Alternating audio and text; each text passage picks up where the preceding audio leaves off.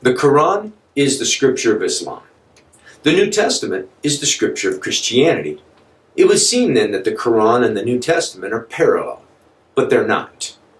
You see, for Christians, the New Testament bears witness to Jesus Christ. It points the way to what Christians believe is the embodiment of God in a human being. For Muslims, the Quran doesn't point the way to anyone. It certainly doesn't point the way or bear witness to Muhammad. He is simply a messenger who presents the book, and the book bears witness to itself. The book itself, the Quran, is the embodiment of God. Hearing the words of the Quran brings one into the presence of God. The New Testament is a literary experience. As you sit and you read a gospel, it has a beginning and a middle and an end. As you read the letters, there's a logic, a flow to the letters, so you can sit and read a letter from beginning to end. But the Quran isn't that kind of a book. In fact, to call it a book is sort of funny because it really is simply a collection of hundreds of revelation moments. And they're not in any particular order. We'll come back to that in a later video. For now, just understand that Muhammad, about the age of 40, began to experience something. He began to receive these messages. He would later say that it was being seized by the angel Gabriel. In Arabic, his name is Jibril. And after being nearly crushed by the angel, Muhammad was released and told, recite. And words were ringing in his ears. The first time he crawled over and he woke up Khadija and he said, I think I'm going crazy. She said, no, this is God. And from that moment on, hundreds of times, that experience, an experience that Muhammad said he came to dread because it was painful, it was terrifying, it was like being crushed. And yet each time words in his ears that he would turn and repeat to people around him. Say it again, say it again. Say it again until it was deeply embedded in memory. And with hundreds of these, at the time of Muhammad's death, they were in the community an oral experience, a scattered oral experience. And we'll come back to that again later too. All of it is in Arabic, and that is absolutely essential to remember. The Quran, Muslims say, is only an Arabic text. It is not in English. It is not in Spanish. When you go to English or you go to Spanish, you are dealing with the translation of the Quran, not the Quran itself. The Quran, and you'll notice the book reads right to left. So what seems like the back cover to English speakers is actually the front cover. And Arabic looks something like this. And as you look at that, you notice the larger symbols. Those are verse markers. The text is a collection of very short pieces, 2-3 verses, and they're sewn together as a single, we'll call it a book, a single collection.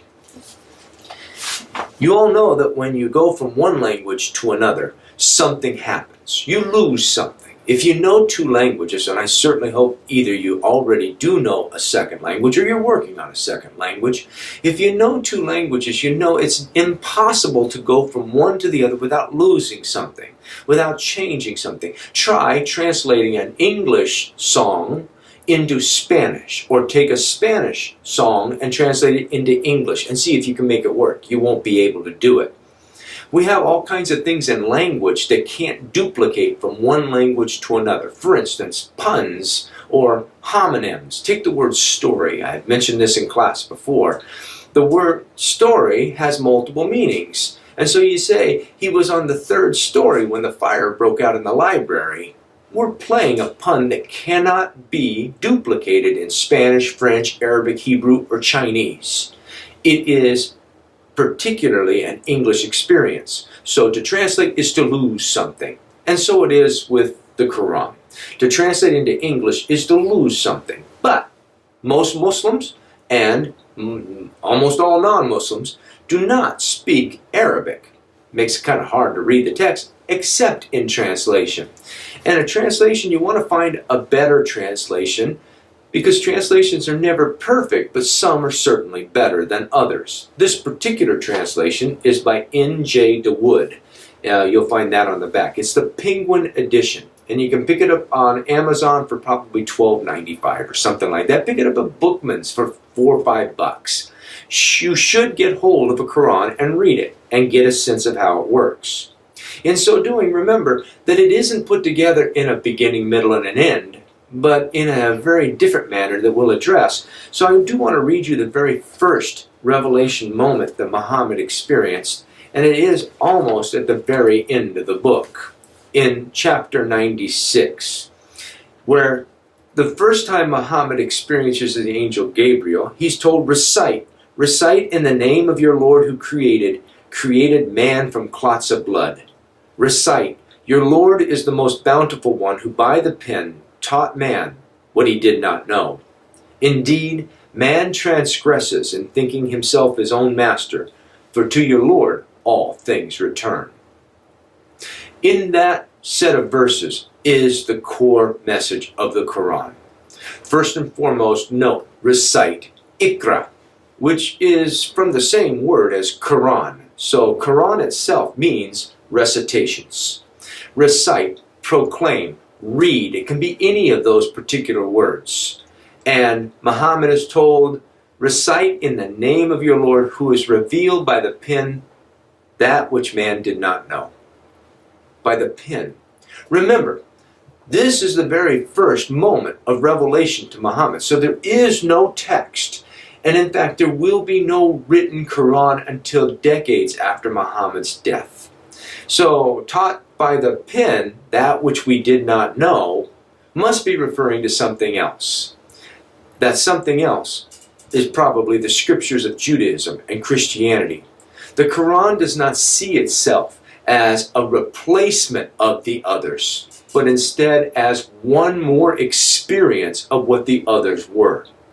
The Jews had received revelation from Moses and from Abraham.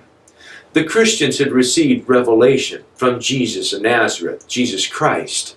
And now the Muslims, the Arabs, are receiving revelation from Muhammad.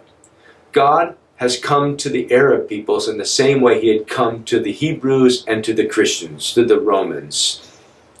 So the Quran understands itself alongside of and in process, in a long unfolding history of revelation to human beings. Of course, most Muslims will now tell you that the Quran is the only perfect revelation, as perfect as it can get within the context of the world, that it outshines the others. But the Quran itself doesn't say that. It puts itself alongside the others. It calls the other people, people of the book. And now the Arabs are a people of the book. And as you go through the text, that core message, man transgresses in thinking of himself as his own master, for does he not know that all things return to your Lord?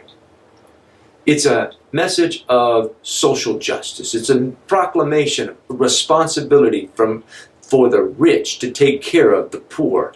It's a declaration of war on that self-made man concept. We make a big mistake when we gather and gather and gather and leave everything behind. The others, leave the poor and the oppressed to fall through the cracks. That is the core message of the Quran. For those who will reach back down and lift the oppressed and the poor up and help them play the game again.